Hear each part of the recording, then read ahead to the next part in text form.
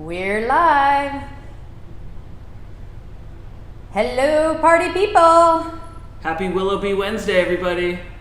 Yeehaw. It is 5 o'clock somewhere, and that somewhere is right here. Welcome, everybody. Give you a second to get situated. Hope you've got your cheese plates. Mine still says waiting. Oh, did you know? I think I said go live. Did you look at hard? On the computer, you guys press live. Yeah, it says we're live 20 seconds in. Okay, now it's going. All right. Hello, party people. It is 5 o'clock, and we are getting ready to. Hello. We're getting ready to eat some cheese, drink some beer, and hopefully have a good time together. It's Willoughby Wednesday. Willoughby Wednesday. Our favorite day. It's a good day. Maybe it should become a regular Willoughby Wednesday. RobbyG, what do you think? I think it's a good idea. Yeah, I think we're good. How you looking? How we feeling? I don't know. Do I look good, Gina? Yeah? Yeah, you'll do. How is everybody? Welcome, everybody. I am Gina. And I'm RobbyG, the professor of cheese. Yes, the professor. I better be on my best behavior during class today. And we're ready to rock and roll on Willoughby Wednesday. And thank you all for joining us. And for the newcomers, what we're going to do is walk you through the cheeses. So you may have one of or a couple of the items, and we'll just get you situated first. You might have one of these. This is the star of the show today. This is the Willoughby cheese, which we'll be talking about in a moment. Mm-hmm. We'll be busting into that. Can I bust? Yeah, bust into the beer. And maybe first things first, go ahead and crack, if you haven't cracked open your Forgeberry from Alesmith. One of the best sounds. I know, right? Oh! We need that as a sound effect. That's a good sound effect. I mean, with the quarantine and everything going on, some of you may be into beer number 2 or 3 at this point, and that's okay. It is after 5 now. Check out the beautiful ruby color there. And that is the local Alesmith, the legendary Alesmith's Forgeberry beer, which is a new addition to their lineup. It's a California wild sour ale, and it is infused with raspberry. Yes, and it's low-cal is what I heard. Most importantly, low-cal, and it's 4.9%, so you can have a few of those on a nice warm sunny evening like tonight. Like tonight, and can you do it on an empty stomach before you eat the cheeses, you should. Professor? Yeah. Well, you can. It's Excellent. a less expensive way to get to where you want to go. And so we've got the cheese, we've got the beer. Can I say cheers first to Cheers. everyone? Cheers to everyone out there, in here, everywhere. Appreciate it. And my first sip. That is tart. Mm-hmm. So it'll be fun to see how that plays with all the cheeses. So we're going to try it with the Willoughby first, and then if you did add on the plate, it should look something like this. And there's 3 cheeses on the plate. Okay, hold it closer, and I'll take you on a journey of which one's which. You tell me where to put it. I hope you can see it. I can. Okay, this one, the big triangle, is. Oh my gosh, what did we do today? Lamb chopper. So if you haven't guessed, lamb chopper is made of sheep milk. That is this big kind of golden triangle, lamb chopper, okay, as we taste. Then these big square chunks that are kind of crumbly is the Prairie Breeze Cheddar from Iowa. So those are those big squares. And then the blue kind of goes without saying. Which one is the blue? The Bay Blue from California is the blue cheese. Then you all might have some Marcona almonds. We've got some crackers, fig jam, maybe cranberry and other dried fruits like dried pears, apricots. You might get a hodgepodge of little dried fruits, grapes, Castelvetrano olives, if you're lucky to have those on your plate. And then also for dessert or before, some chocolate, which goes best with raspberry, right? Raspberry and chocolate, good combination. That's a great pairing. So that is your plate. And as we go through, we'll still hold them up and show you questions, but those are the 3 cheeses that we're going to be tasting with the Forgeberry along with the Willoughby.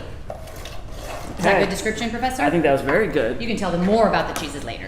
Yeah, we'll walk through them later, but we want to start with Willoughby and tell you a little bit about the cheese and how it even came to be with the beer. Actually, I'll go back to the beer really quick, and I mentioned Alesmith. Alesmith is just a legendary San Diego brewery. They celebrated their 25th anniversary this year, I believe. Yay! Alesmith. congratulations to We already have a few Alesmith rocks. Alesmith is great. They're amazing, and we've been doing tastings and tours with them from just almost since we started doing events and tastings. And they were one of the first companies that we collaborated with. And Peter, if you're out there, Peter, thank you. You're amazing. And Peter. Peter, also the owner and head brewmaster at Alesmith, is also a cheese lover and a cheese maker. Yes, he is Cheesesmith. He is Cheesesmith, and he's mastered his curds. He makes a cheddar curd that is phenomenal, like a Midwest style curd that you can get at the brewery. I forget what day of the week it's available, I think but Wednesdays. I don't know. Yeah, fresh curd though.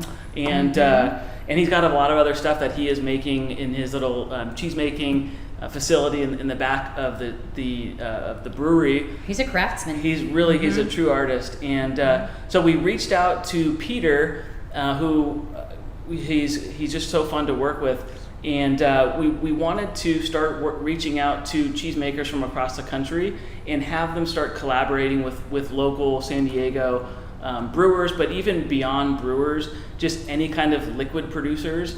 And we came up with this a concept for a big event that we host here in San Diego called the Liquid City Cheese Expo or Cheese Festival, and it is a celebration of local liquids because we are so known for our beer culture and community, but it goes beyond that. And so we for last year's festival we had 5 or 6 or 7 cheeses made with from cheesemakers from across the United States collaborating with San Diego liquid producers, and so this was made for this year's festival, which was supposed to be on Sunday the 17th. We have rescheduled it to October 25th. Mark your calendars. Mark your calendar. So it's still on, hopefully.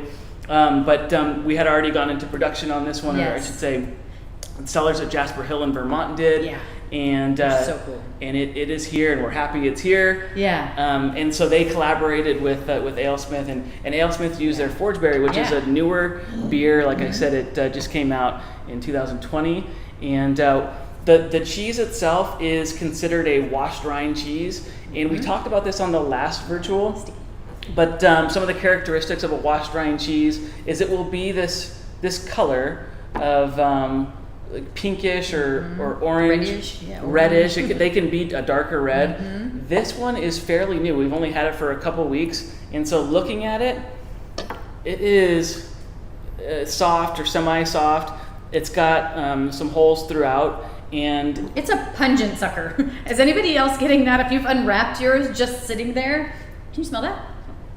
I think it is mild compared to what it would be in say 3 weeks from now. Yes.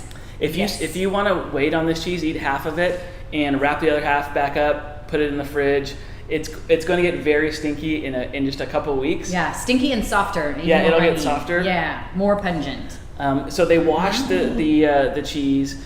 So basically, Alesmith shipped the beer back to Vermont, where the cheese maker is located, and they wash the cheese or basically brush it every couple days, and they encourage this bacteria growth, which goes on the rind, and we call them B linens, and that's short for Brevibacteria linens. Fancy. And it's the same type of bacteria that you find on other cheeses that are that color, and some of the classics are Limburger and Laplace and Munster.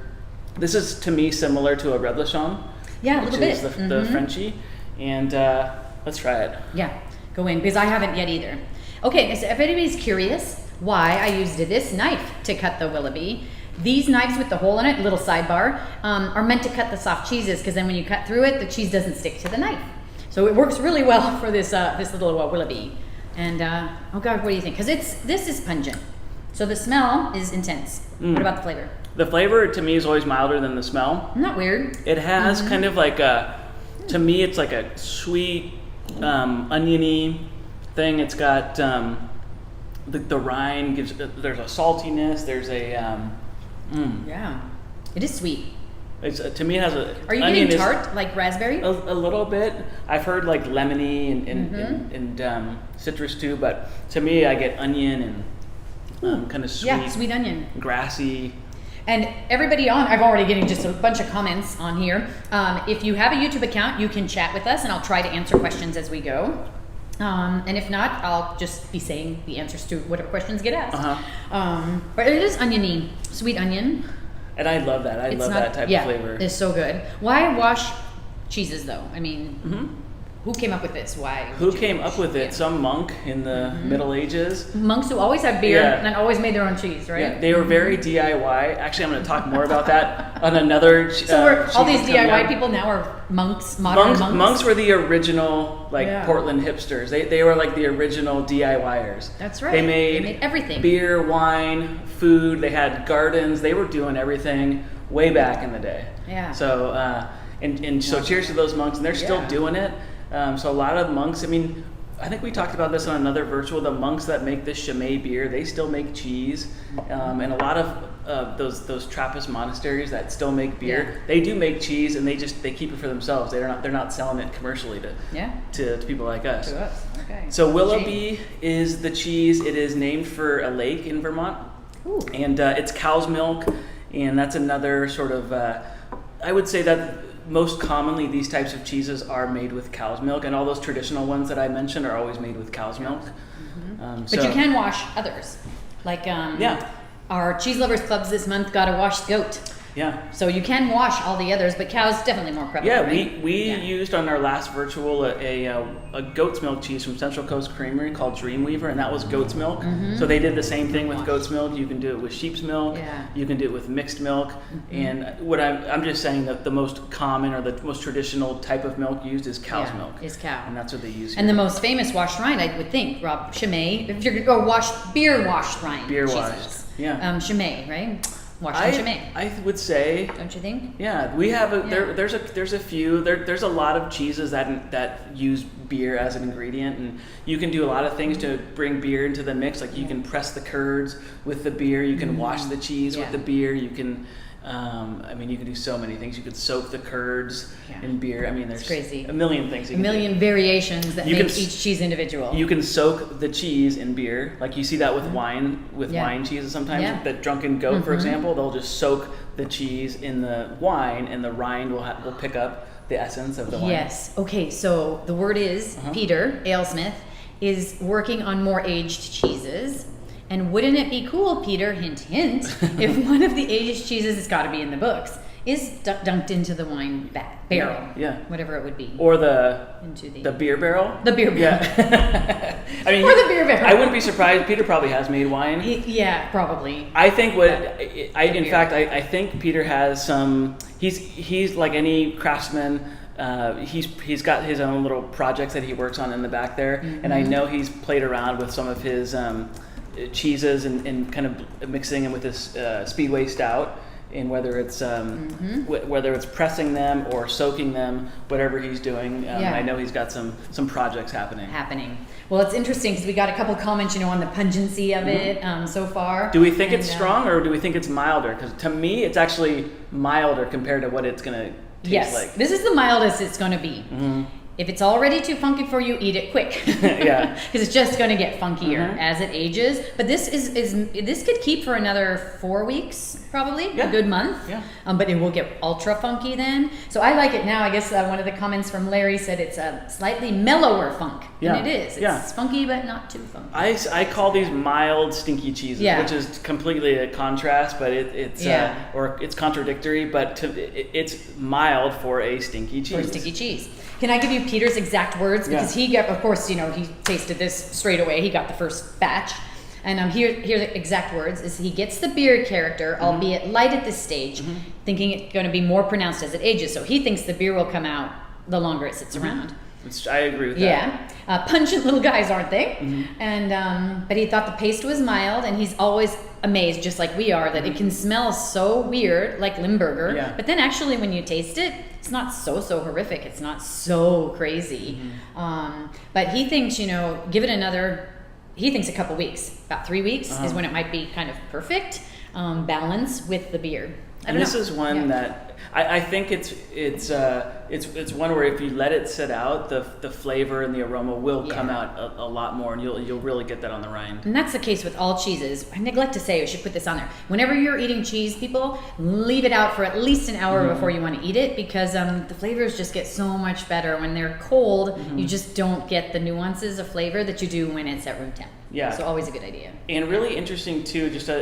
We talk about pairing sometimes on these, and when looking for traditional pairings for washed rind cheeses or those monastery type cheeses, sour ales, kind of wild ales are fun to play around with. And a wild ale is just one where they introduce it to yeast or bacteria and then kind of just let it do its thing. So this one goes in, probably a barrel with raspberries, and they let the yeast kind of just run wild. Same thing kind of happens with these cheeses, is they wash them and they just kind of let the bacteria do its thing on the rind and get wilder and funkier as it ages in the aging room. And it's the cheesemaker Jasper Hill is also an affineur, and that means that they age cheeses as well. And this cheese is one that was originally made by another creamery, and Ploughgate. It was made by Ploughgate, and in I think around 2011, Jasper Hill. There was a fire, and Ploughgate stopped making the cheese. Yeah, that's right. And so they passed on the recipe to Jasper Hill, and I think they made a few tweaks, but now they make it, and they make it masterfully. And they make these style of cheeses very, very well. They're one of my favorite cheesemakers. And there's a lot of work involved to go when they say they're washed. I mean, it's not like they just kind of spray them and let them sit or something. They kind of carefully hand wash these, flip them. It takes about 3 to 6 weeks to produce one of these little puppies. So a lot of work goes into the beautifulness of them.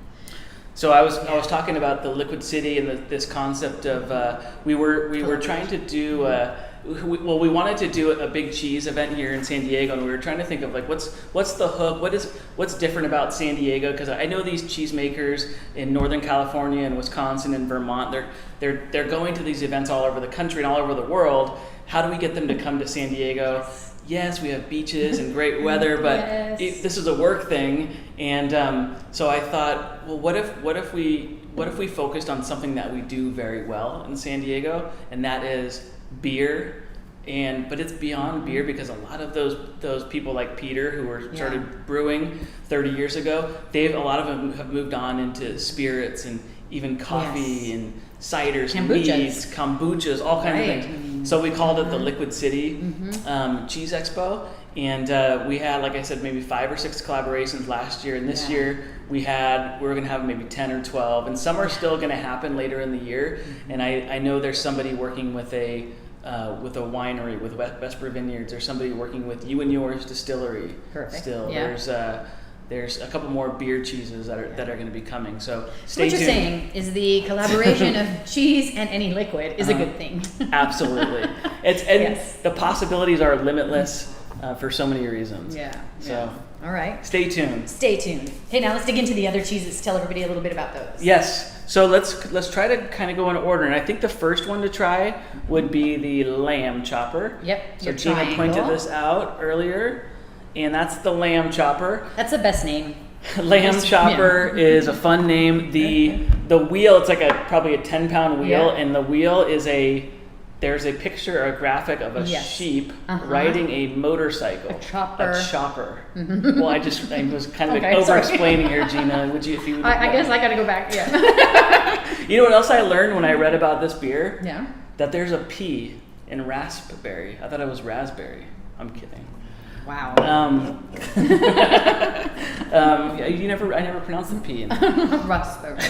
Lamb chopper is a sheep's milk cheese. It is in the Gouda family, and we went all American tonight. Oh, because it is American Cheese Month. So we should celebrate the great American cheeses we have. So everything here today is all American. This one kind of cheats a little bit. Oops. There's a asterisk. There's a little caveat on this one. The lamb chopper is from a California company called Cypress Grove. They are another legendary California company, the cheesemaker. They make the Humboldt Fog, but this one is a Gouda made with sheep's milk. They actually have this cheese made in Holland, which is where all Goudas get made. and then they import it about 3 months into the process. So it'll age. They'll form the wheels. The milk comes from Holland. They will start the process. After 3 months, they will send them to the United States, and they'll be distributed as Cypress Grove cheeses. But they developed the recipe, and they are a California company. Yes, exactly. So you got to give them some credit. Kudos to bringing them in. This is delicious. This is ultra creamy. But you got then that pungency of the wash. This is just cream. Yeah. But who doesn't like raspberries and cream, right? Raspberries and cream. I mean, it's that salty sweet thing. It's a great balance. You have a great textural thing with the suds in the beer. Yeah. Sheep's milk, and this is the only sheep's milk cheese. The rest are all cow's milk. We don't even have a goat's milk cheese. Sorry, goat. On the board tonight. But sheep's milk is really high in fat, calcium. They are high in protein. They're really rich. They can tend to even be a little darker in color because of that. So I know I've done events where I've had the lamb chopper and the midnight moon both sitting out on like a sunny day, and the color after they sweat and have been out for a couple hours, this one just becomes so much darker and like gold, richer, right? golden looking. Yeah. And that has everything to do. It's almost like stripping it down to what the milk looks like. Yeah. Because sheep's milk is kind of a little more golden. It has more of that color to it. So it's good to balance because these are we talked about this being a low-calorie beer too. Only 120 calories per can. And then the rich fatty. Is that good or bad? I don't have perspective. I don't either. I don't count. If anyone is counting, that's how many they say. Super rich and nutritious. Kind of the highest, fattiest cheeses are the sheep milk cheeses in the categories. Balanced with the lighter beers. So that's kind of good too. I like this so much because it's not heavy and neither is that to me. But lamb chopper, even for the kiddos, I don't think there's any kiddos out there maybe with this tasting, but great for the kids. Good, really good pairings for cheeses. And I know some people will kind of like turn their nose up at the fruited beers or lambics and things like that, but they do really well with pairings. They do. And with cheese, think of why we use fig jam. Why do we do the dried fruit? Why do we have the grapes on the plates all the time? Sweet and salt. It's a total contrast, and it works. It's a home run almost every time. Lamb chopper too is like I said, it's a Gouda, so you might have some wax on the rind there. Don't eat that. Was it too late, Gina? It's too late. I might have eaten it. But if you did, you'd be okay. Yeah. It would just take a few years to digest. That's all. Digest. So that is lamb chopper. It's really good, you guys, also with the fig jam. And another little hint, sheep milk cheeses, I think, are great with berries. Cherries, berries, raspberries. Great with berries. So. Yeah, and this is a lot of sheep's milk cheeses tend to be aged, and that has to do with the richness and the milk. I mean, the milk just tends to benefit from time in the aging room. And as I mentioned, this is at least 3 months. It's always at least 90 days aged. But pecorinos are always made with sheep's milk. Manchego is always made with sheep's milk, and those are always harder, more aged cheeses. So good. Yep. Okay. Let's move on. Yeah, let's move on. This is yours. I will give you. Whoa, look at that hunk. That's a huge piece of cheese. Cheddar. Cheddar is better. Cheddar is better with everything. It's really good. And can you can just smell that that's cheddar. Yeah, smell that. I mean, I know it's cheddar just from cheddar. smelling. Yeah. Should I take this whole piece? You can take. I'll take this piece. So cheddar, you guys. This one from Iowa. Prairie Breeze is the name. Wow, I love this cheese. Love this cheese. And everybody, this is an affordable cheese too. Cheeses can be super expensive. They just take a lot of time to make. They take a lot of raw natural ingredients. This one, wow, it fits the bill. But it screams cheddar. Yeah. Oh, it's so this one is aged a minimum of 9 months. So it is a sharper cheddar, and this has won multiple awards. And as Gina said, it's from Iowa. There's a few great cheesemakers in Iowa. If you've ever heard of Maytag Blue Cheese, that is a cheese that is made in Iowa. I'm not sure what town this is from, but it's from Milton Creamery, and they are. Wow. It's a family. It's a Mennonite family, and they're Anabaptists, and they're kind of similar to the Amish. And in fact, there's a lot of Amish in the area around where the Musser family are the family who makes this cheese.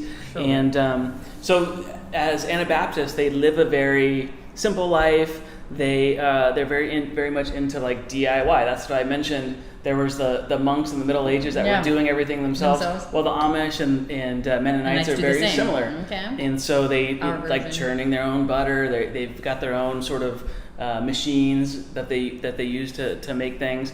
And they're hard workers, and they work with their neighbors. In this case, the cheesemaker, the dairy farm, they buy their milk from local Amish families who have cows in the area. So the biggest herd that they buy from is like 65, so that they have no more than 65 cows in any of the herds that they buy from. So we talk about this, but cheese it's very simple. There's just a few ingredients, and it becomes all about the ingredients. And what's the most important ingredient with cheese? It is milk. And so they focus on high quality milk. They put a lot of stock in what the animals are eating and where they're eating, and in care of the animals, and it shows.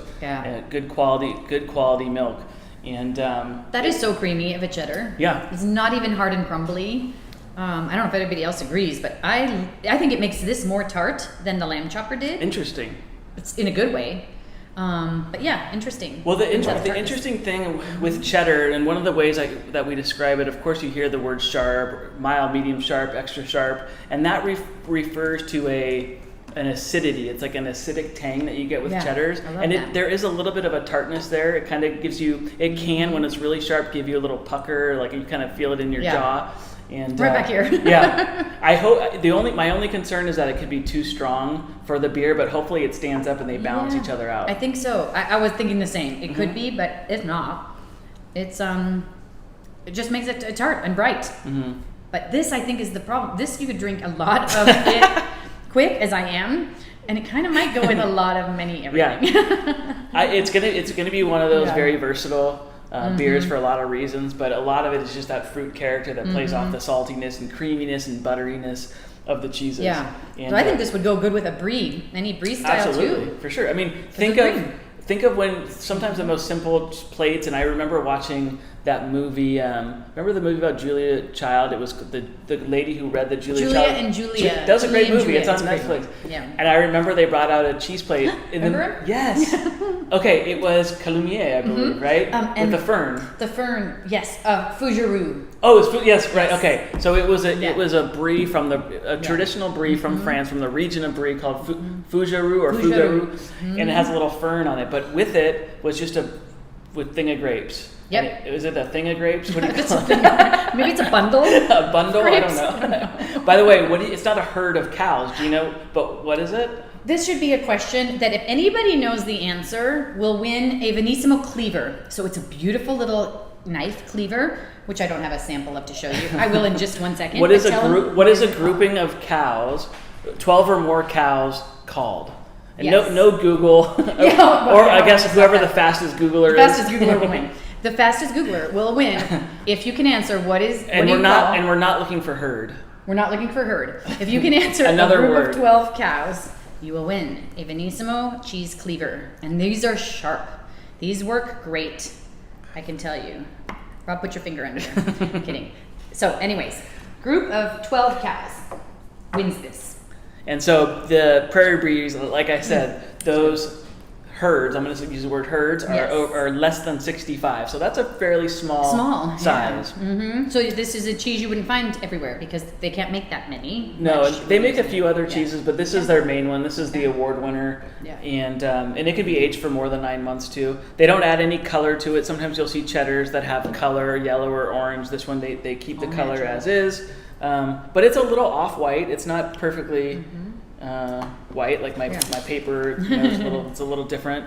And they also use veggie rennet on this. So that's interesting. To coagulate the milk, to turn it into curds and whey, they use a vegetarian rennet. So if that's important to you, then here's an option. That's a good cheese for you. Yeah. So that's something to think about. Yeah.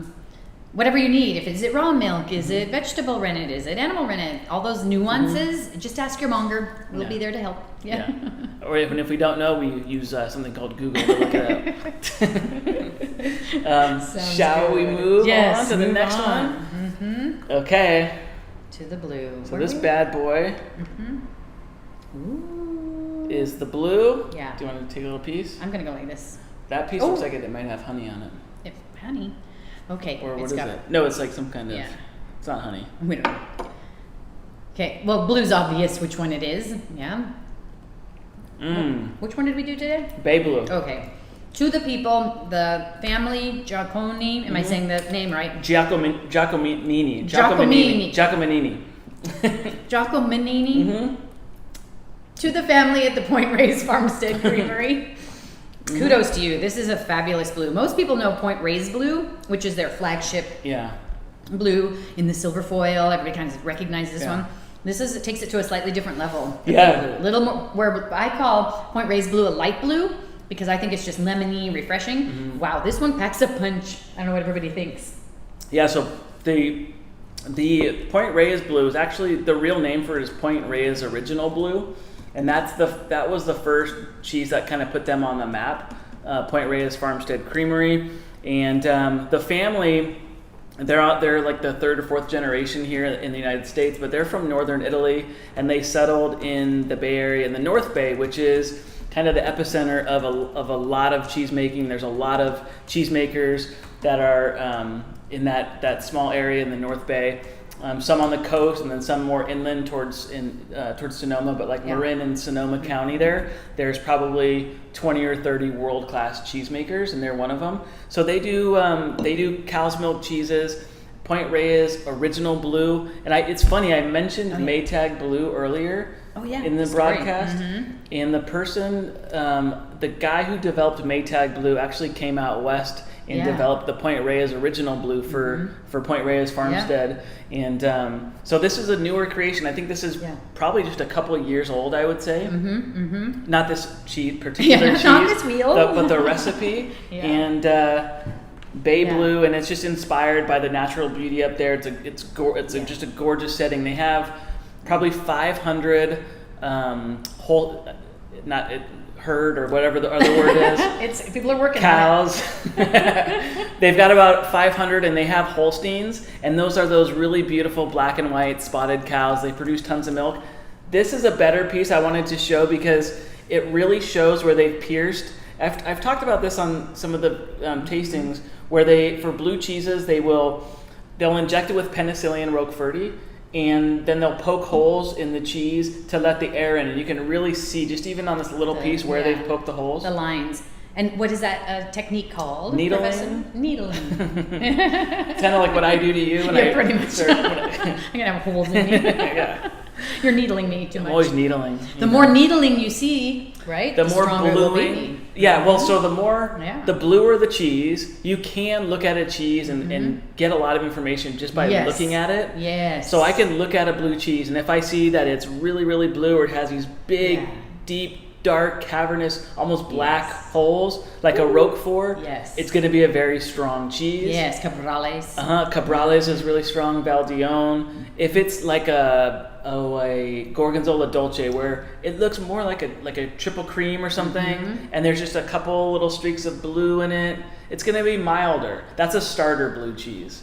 And I know some people they kind of get scared when they hear blue cheese or when they see blue cheese. Maybe don't start with this one. If it's there and you're a little bit afraid of it, try it with something sweet. That will help. I'm really curious as to how the beer does with the cheese. What do we think? Me and Kevin's Kevin S. agree. I don't like them together. Oh. No, it really they're separate. They're clashing, huh? They're clashing a bit. I love the cheese on its own. I'm loving the beer on its own, but I'm totally agreeing that together they're not a favorite. Yeah. Which is okay, but it's funny. I expected that to be really good together. Blues sometimes have to be a Blues are crazy. standalone. Sometimes blues are just dessert, and it should just be blue with a tiny bit of maybe chocolate. Maybe chocolate is a better pairing. Yes, do those two together. Make yourself a little sundae, a little cookie with So this one's animal rennet. This one is also a little bit over 3 months, and it's interesting that they're such different textures, but they're around the same age. The lamb chopper and the bay blue. And I mean, we can go on and on. You can probably tell that we can go on and on and on about each specific cheese, but there's so much variety, and there's so many different cheeses because of the limitless amount of tweaks that cheesemakers can do during the process. Yeah. So it could have to do with how small they cut the curd, with how much they press the curd, which or with whatever bacteria or mold are in the environment they're aging, the type of rennet they use. I mean, how high they heat the milk. I mean, there's a million things that they can do to tweak and make different cheeses, and that's why we talk a lot of times about the classics, like I mentioned, Epoisse and Limburger. We'll talk about Parmigiano Reggiano sometimes, but we see new cheeses that come in every week. New creations, and same with beer. I mean, you're in a beer town. I'm sure some of you guys are beer lovers. You probably see there's so much creativity in the beer world, and that's what we wanted to bring together with that Liquid City concept. Exactly. We just wanted to basically introduce people like Peter to cheesemakers and just say, go crazy. Just go do something wild and crazy, have fun, and send it to us. Send it to us when you're done. Yes, exactly. So we can eat it. Yeah. So that's the plate today. Yeah. Cash Wednesday. Yeah, it's Wednesday. Should we talk about what else is coming up? Oh yeah, talk about Saturday. There's still a chance to get this. Saturday we're doing whiskey and cheese, peeps. Whiskey and cheese. Whiskey and cheese. Okay, peeps. This is going to be my first time going through the. Rob's done this. He knows this is gonna be a first. Yeah. We're gonna do 4 whiskeys. Yeah. Whiskey, Scotch, and bourbon. Yeah. So there's a 4-pack of whiskeys we're doing, and just got the cutest little bottles of them today. We've got that for everybody, and 6 cheeses we're gonna explore that go with these. And I've never put them together, but can't wait to do so. This is Saturday. Yeah. Big flavors, and there's not going to be anything shy or mild on the plate to go with the whiskeys. It's big, bold flavors. There'll be a blue, I'm sure. Some stinky, some aged stuff, and it's really fun. I mean, it's going to be out there. It's going to be out there, and it's none of the cheeses we've done in any of our virtual tastings. This was virtual 8, I believe. Anyways, they're all new, different cheeses. Yeah. So because there's so many, I mean, why not explore them and see which ones go? But yes, if you're interested in that, Benissimo.com, you can see what options are available. If you just want the cheese plate, if you want the plate with the 4 whiskeys, and it's going to be a good time. Or just whiskey. Can you get just I guess you could. Somebody just got beer today, so I guess you could just get whiskey. Yeah. It's a good way to cut calories. Yeah, we're not talking about calories at that tasting, because that makes no difference. But yeah, I hope everybody enjoyed it. Cool. We don't quite have an answer for you want to tell them the answer, I guess, to the a group of 12 or more cows is? A flink. F-L-I-N-K, flink. You've known this for 10 years, right? Remember that was the first thing that came up when, It was on, I think, our first Cheese 101 outline. It might still be on it, I don't know. It might be, yeah. Oh my God. A flink. So a flink of cows. The Mennonites have just over a flink of cows. A couple flinks. Who knew? Yeah. So thank you. Thank you very much. Hope you can tune in again. We appreciate your support through all this, and keep on eating cheese, keep on having fun, and ciao for now. Ciao. We'll see you Saturday. Bye-bye.